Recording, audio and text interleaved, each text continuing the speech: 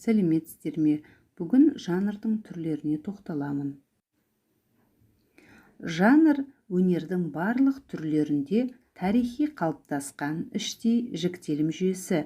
Жанрлық жіктелім әрбір өнер түрінің ерекшелігіне байланысты өзіндік жанрлық жүйе құрайды.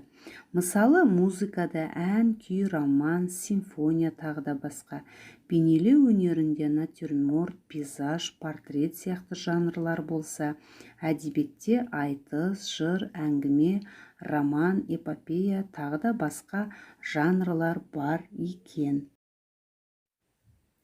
Сонымен шығарманың жанрлық сипаты үшке бөлінеді: проза, поэзия, драма жанры болып.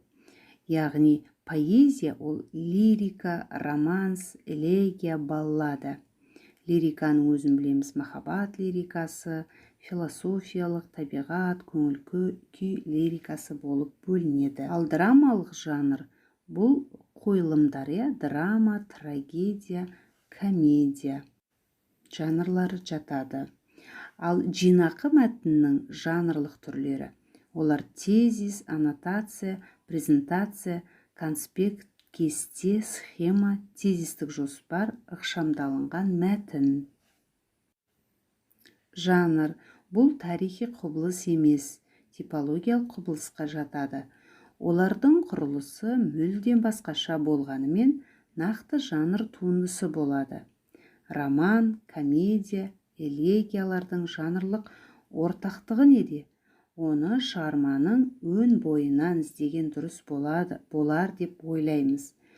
Яғни, шығарма авторының өз ойын беру әдісі жанрлық тұтастықты құрайды. Жанрдың ерекшеліктері: шығарманы сипаттау үшін оның мазмұнының жанрлық ерекшеліктері маңызды. Эпикалық, драматургиялық, лирикалық және лироэпикалық сияқты жанрлық топтар ерекшеленген.